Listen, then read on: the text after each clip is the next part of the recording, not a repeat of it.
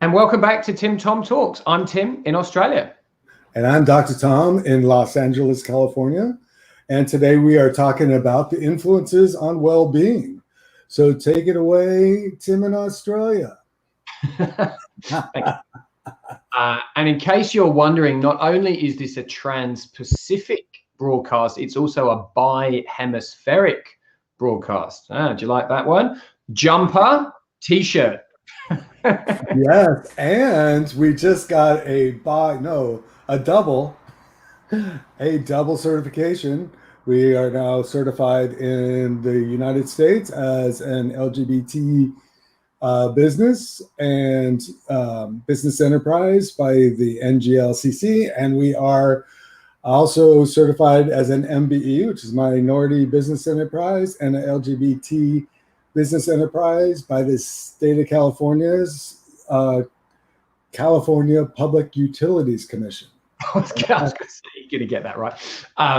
So yeah, how awesome is that? And one of the things we're going to touch on today is essentially like the group that you occupy and how that group is welcomed, how much, what is your sense of belonging within the environment, and how that impacts on your well-being. But to set the stage, and we're going to try and keep this to about 10 minutes. So here we go. Let's see how we go.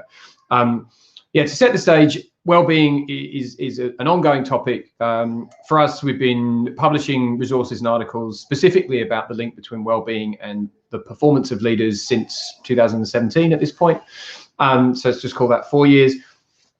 And one of the things that we like to explore is how the different influences on well-being combine and compound to affect well-being in different ways. Now I was just sharing with Tom this morning, I'm just at the tail end of exploring a 3-hour-long interview with sleep neuroscientist Matthew Walker. And listening to that, there were just so many mentions of the different domains of well-being that we've talked about and we've explored, both here in Tim Tom Talks and in our other resources. So we can look at sleep, we can look at stress, we can look at anxiety, we can look at nutrition, which we're not going to go into any depth at all on today. We can look at movement, but we can also look at the state of your being as an individual and as a member of a group, and how your being out in the wider world is also going to be an influence on how well you are. And then we'll wrap this up very, very briefly with a mention of why well-being is so important for effective and efficient leadership. So Tom, I might pass over to you just to very quickly discuss stress and anxiety, since those are your areas of expertise, and how they impact on well-being overall. You're muted, my friend.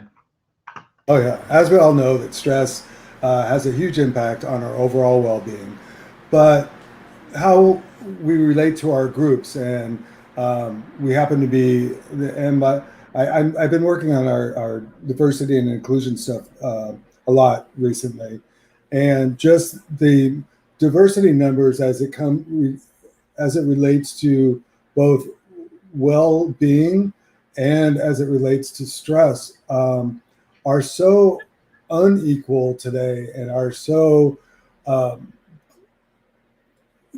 problematic. I mean, I look at them and it just frustrates me. There's so many inequalities in the workplace that end up affecting how we do our work, what we think about our work, what we think about ourselves, how we interpret that into stress and overall well-being, and how we take that home to our families and in our lives. It's something we all need to work on, and not if we don't have to work on it for ourselves at the moment because we're in a good place. There's somebody around us that we need to help with that. Yeah, I mean, the research Tom has been exploring, and he's got this. We have this feedback issue. That's why he's muting his mic. The research that Tom's been exploring shows very clearly that if you're in any of the minority groups, be that a gender-based group, a sexuality or gender preference group, a race group, an age group, the likelihood is that if you're in a minority in any environment, workplace or otherwise, that your likelihood of experiencing a heightened level of stress and anxiety is significant, right? So if you are in a race minority in the workplace, your level of stress is likely to be higher. If you are in a gender group, such as women, that is a minority in the workplace, your level of stress and anxiety is likely to be higher. And this is why this is so important, is that, again, in this interview with Matthew Walker, one of the things that is really integral to well-being overall, it's a sort of a force multiplier, is the quality of your sleep. Yes, quantity, but particularly quality. And if you're experiencing heightened anxiety and stress, that is going to be disruptive to your sleep in a significant way. And that is something that needs to be remediated before you invest in all of these wonderful mechanisms to improve the quality of your sleep. Because essentially stress and anxiety will kind of undermine and diminish the benefit of all of those other things that you can do, which I've written about at length, which Matt Walker's book is excellent on, as are others. So what are some of the ways people could manage their stress and anxiety, Tom? Don't forget to unmute. Yes, of course, of course. Well, besides the fact of just going out for a walk and connecting with nature or whatever, those things that you enjoy to do, breaking away from situations. I guess we haven't really talked about it here, but we haven't talked about going to Vegas, meaning that we have to activate our vagus nerve, which calms down. Can you drive something? Oh yes, you have to drive your BMW, which is your breath, mind, and word. I'm going to go over to Tom. Tom, you have to explain this because it's hilarious. I got this for a doctor. Yes, a presentation that a doctor had done. I was like, I'm stealing this. Thank you so much. But the vagus nerve is, she said, you got to drive to Vegas. I'm like, Vegas? I like Vegas. And she says, you need to activate your vagus nerve. And how do you get there? You drive your BMW. Oh, I loved my BMW. Oh, yes, breath, mind, word. Oh, mindfulness, of course.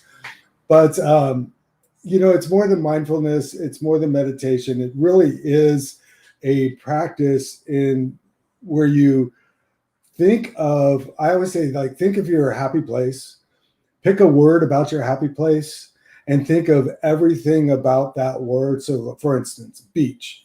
And I like, beach is my happy place. Beach, I like waves. Okay, so now I'm going to think about waves, how they roll in, how fast they come in, how slow they come in, where they break, how they break, how big they are, how tall they are, what color they are, where the color comes from. I'm going to think all kinds of things about waves. And as I'm doing that, I'm going to be breathing in and out slowly. And what that does is your mind can only focus on one thing at a time. Even though we can hold a lot of things on the stage, and this is how we think we do a lot of things at once, but we really can only do one thing at a time. And if you focus on one thing and continue to focus on that, it slows everything else down. And that's what activates the vagus nerve. Can't say it. The vagus nerve, so it calms down the hypothalamus, the amygdala, and so that your mind calms down, your anxiety lessens, and you're able to be in a moment. And that's one way to do it. So let's do that. BMW, breath, mind, word, calm the vagus nerve down. That's actually not spelled V-A-G-A-S. Yeah. Tom did this actually V-A-G-U-S, by the way. Tom did this hilarious thing it was an Instagram GIF, wasn't it? Yeah.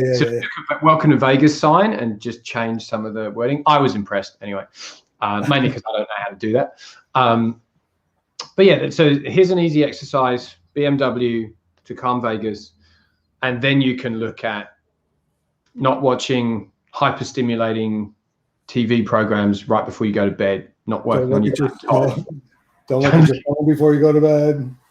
Definitely don't work in the bedroom. And if you live in a studio apartment, just try to be anywhere other than on your bed when you're working, if at all possible.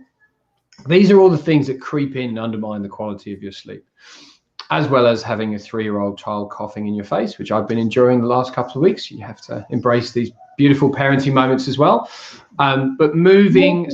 You also had a tip about don't drink too much water before you, like how long? What was it, Dr. Goldman that said that? Or you had you have a book on getting a good night's sleep. Many books. Yeah, there's a few articles that we've written over the years that we try and update and refresh and compare sort of new research as it comes with previous practices. So I'll put a link up on YouTube in a minute as to how to find all of that stuff in our wellbeing resource area on our website. But look, I've just noticed we're actually at 12.5 minutes. So how about we just very briefly talk about why wellbeing is important for leadership, and then we'll wrap up for today. Okay. You want to go first? No, you go. You're driving this rodeo today. Do you drive a rodeo? Do you drive a cow? No, do you drive a herd? You drive a herd. Depends what the rodeo is. But okay, so essentially, I have this phrase. You roll it out as often as I can. Lead well, be well, right? And you have to be well to lead well. And the reason for that is that so much of leadership today is dependent on emotional regulation, emotional interpretation, the ability to interact with people as whole beings, as whole people.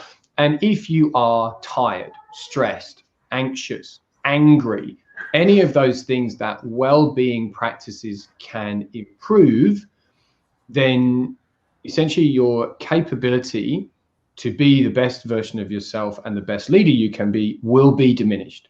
In a nutshell, that's right. That's why well-being is really important for leaders. And it's especially important for leaders because of the downstream compounding effect that your actions as a leader have on everyone around you. So your well-being is really important because it's actually going to affect the well-being of lots of other people as well. No pressure. Get it right. Anything to add to that, Tom, before we wrap for today? You covered it. We're good. We're good. And we will be broadcasting on LinkedIn Live as well very soon. We have finally been given the permission by LinkedIn. So yes, we'll still be on YouTube. Yes, we'll still be pushing this through to Facebook. But if you're one of our followers on LinkedIn, then we'll be coming to you live there very soon as well. There you go. All right, well, bye for now, dear people. And we will see you all very soon. Maybe here, maybe on LinkedIn. Who knows?